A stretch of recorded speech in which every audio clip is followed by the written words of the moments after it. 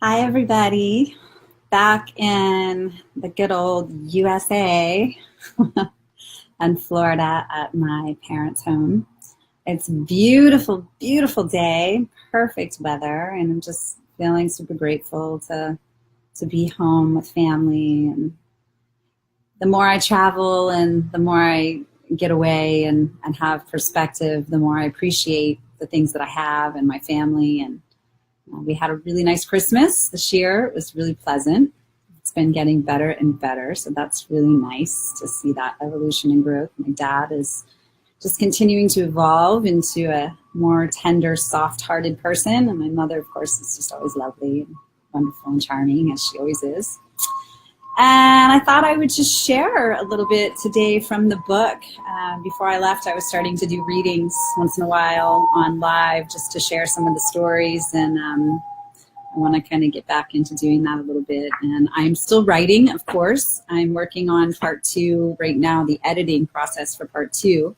And then there's going to be a part 3. And I'm already kind of dreaming up the next whole sequel, which I think will be really interesting as I continue to deepen my life there. For those of you that don't know, I'm more or less living primarily in Cuba. I sold almost everything I owned. I sold my car. Steve and Andy, if you're out there, hi, you probably remember that. Thanks, Steve, for helping that to happen. Got rid of my apartment in Miami in September, right before the hurricane, and I'm just really going for it to live down there, at least for a year. I really wanted to be there for a full year to get my Spanish better and dig in a little bit more to the music and the culture and really just have an opportunity to live a dream that I started writing about in this book, which is really kind of cool because when I read some of the stuff in this book, I often make mention to the dream of one day being able to live there longer and to really experience the culture and the community and the music and everything that I love there more.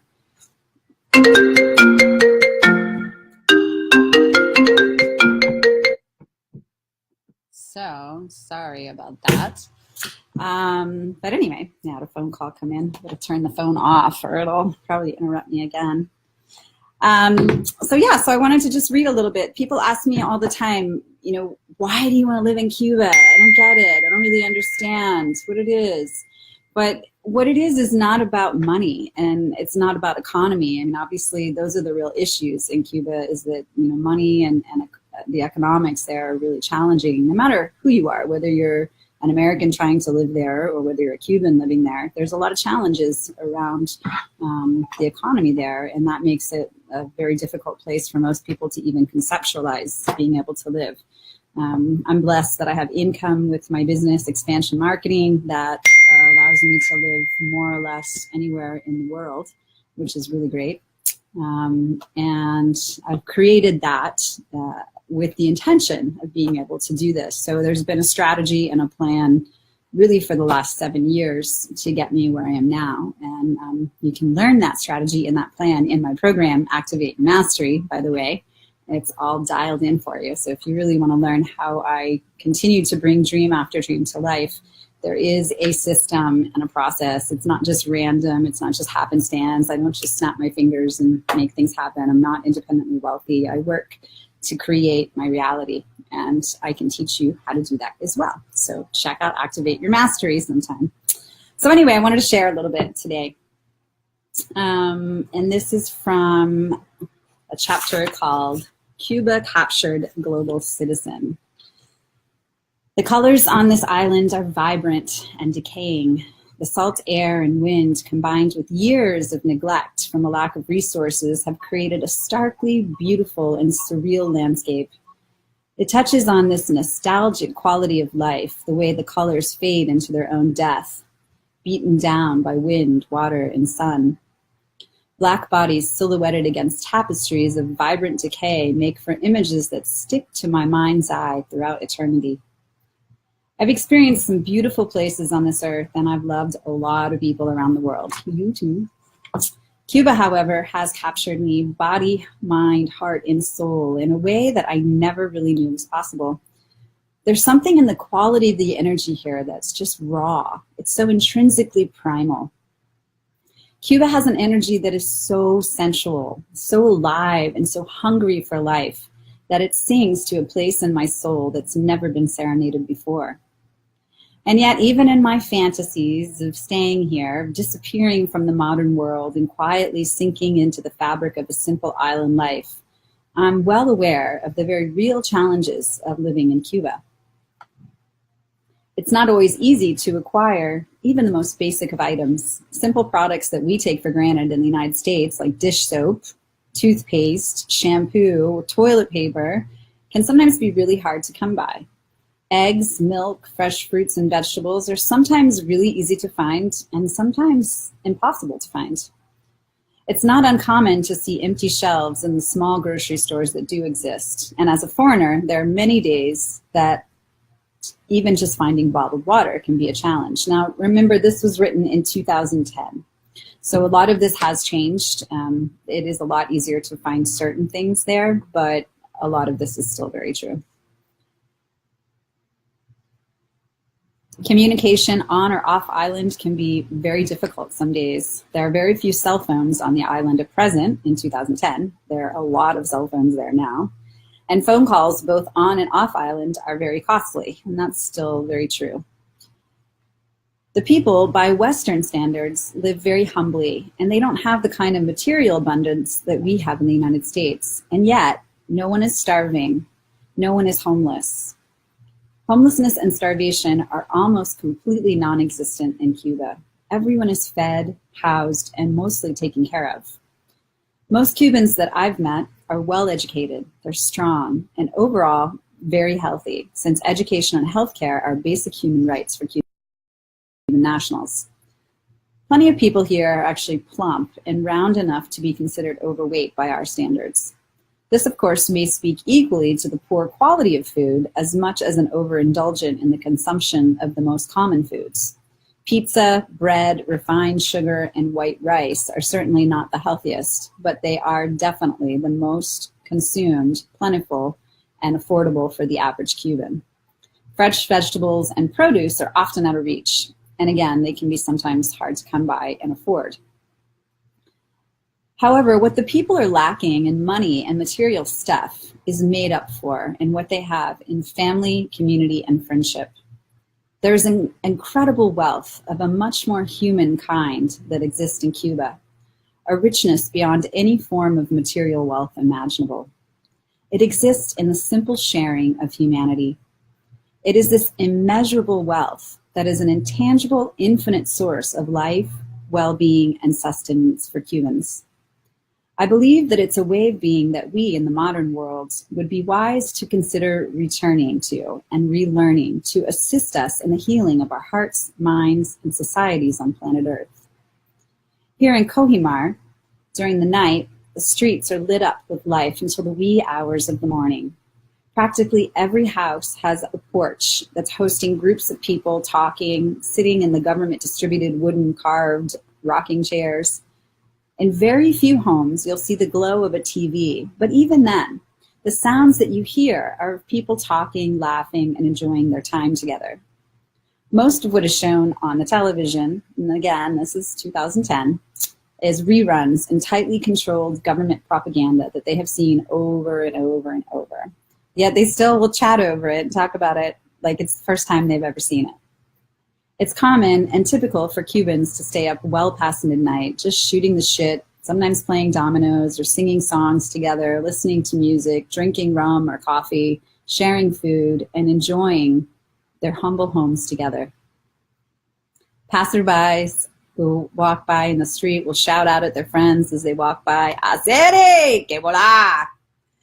This is the distinctly Cuban greeting, which translates basically into, "What's up? How's it going?" Cubans commonly refer to each other as mi familia, or my family, even when there's no blood relationship. Everyone in Cuba is hermana or hermano, mami, papi, sobrino, niña. My nickname now is Tata.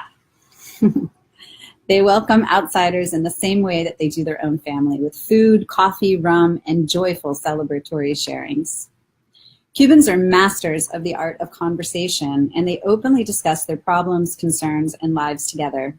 They're always willing to help each other through any issue, no matter how complex or challenging. And they will spend hours and sometimes days in conversation to explore every possible angle of creating a solution. Companionship, community, and sharing are at the very core of this culture. They will always invite you to sit and share whatever they have with you, even if what they have is very little. Cuban people have a natural sense of comfort and connection with each other and with humanity in general. I find it to be a very super duper rich, nurturing, and incredibly transformative in contrast to the culture that I was raised in. I grew up in a safe and quiet small town in South Florida where nothing really happened. While growing up, I kind of knew my neighbors. We waved at them when we drove past them on the street, and they knew my name, and sometimes I knew theirs, but that was about the extent of it. I think maybe I entered one or two of their homes as a child, but only really in the foyer, maybe on the back porch. And I would say I had a pretty average, normal upbringing for a middle-class American at that time in the 70s and 80s. Neighbors were the people that lived around you, but certainly not people that you were really super connected with beyond the most basic of cordiality. They were basically still strangers, and I was often warned to be really careful of them. The painful but honest truth is that often even my own family feels like strangers. There's a distance, a coolness, and an unspoken sort of tension that was always present, even in the extended family. And that distance always befuddled me. It was the source of a deep loneliness and sense of isolation in the world for me as a child. What seemed so normal and acceptable to everyone else around me was completely perplexing to me at a young age. Most people I knew had similar dynamics in their families and communities, and so it quickly became normalized for me. But inside, I knew that there was another way, and so that quest for the relaxed enjoyment of sharing in the human experience has become one of the primary driving forces in my life, and that is definitely still true. And my commitment to breaking down, sorry guys, I have to call me right now. Talk to you. Sorry about that. Let's see, where was I? In my commitment to breaking down my cultural and familial conditioning, I have delved deep into the heart of what it means to truly be a human being. I've questioned the normal ways that modern culture has indoctrinated me and sought out individualism. I've sought out cultures, communities, and teachings that have helped me to become a more human being. My culture taught me to fear the other and that strangers can never be trusted. It tried to convince me that there were enemies amongst us and that family was only about your blood relations. It taught me that talking to strangers was a bad and dangerous idea. And eventually, over the years, my culture's controllers replaced the need to talk to anyone with technology. So today, if I need directions to go somewhere, my gadget tells me where to go. There's no need to stop and talk to anyone. My gadget never stops beeping, buzzing, and vibrating, just like it has during this video. And if I don't set boundaries around it, I would never have time to meet or talk with anyone in person anymore. When I need to buy gas or purchase products, I don't even have to get out of my car or leave my home. If I wanted to, I could just swipe or enter numbers from a plastic card and have no interaction at all with anyone, have nothing to do with the outside world, and everything I want delivered to my front door. And yet the media blasts me daily with images and stories of shootings and random acts of senseless violence, sending a strong message that it is really not safe anywhere in the world anymore. Not at an airport, not in a school, not in a grocery store, not in a mall, and almost certainly not in the streets at night as a woman. We are told to lock your doors and protect yourself. Even those you think are your friends could be out to get you. Trust no one, mind your own business. That's our cultural indoctrination. And of course, this isn't literal and direct, but there's a tremendous amount of fear propaganda that we are exposed to from mainstream media on a daily basis. So just start to watch that as you are going through your daily basis. How many things that you see every day that are teaching you, be afraid, be concerned, be on alert. Most people have actually stopped noticing or questioning this ever-present backdrop to our reality in the United States. And even fewer seem to really understand the long-term impact of this kind of cultural conditioning on our nervous system, our minds, our spirits, and our bodies. Thankfully, there's a counterculture in our country that knows, as I do, that we can create something else by sharing goodwill and learning to break down those barriers within ourselves, our communities, and our families. So next time you're thinking, well, why the hell is this woman living in Cuba, right? What Cuba offers to me, and I wrote this in 2010, but it's still true. What Cuba offers to me is a distinct polar opposite of everything that mainstream component of my culture has offered me. The healing I have experienced as a result of the love, the family vibes, and the open-hearted generosity on this island will influence and impact me for the rest of my life. I am indeed a Cuba-captured global citizen. I know that my life can never be quite the same again. And even with all of its challenges, my dream of returning to this beautiful rock in the Caribbean to learn more from this familia de mi corazón, my family of my heart, remains strong and unmoved. So as the wind blows and the breath of Cuba continues, I will return in perfect time. So it's so cool because I wrote that in 2010 and now I get to live there and really be living that dream. So just wanted to share that with you guys today. I really appreciate your support in getting the book. Please order it on Amazon.com.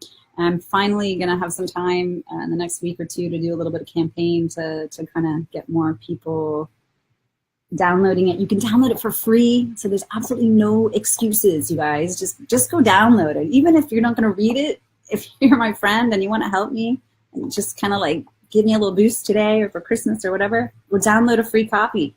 Get the book. Read it, share about it. Please post your reviews. And if you want to come to Cuba, just don't worry about the Trump dump bullshit.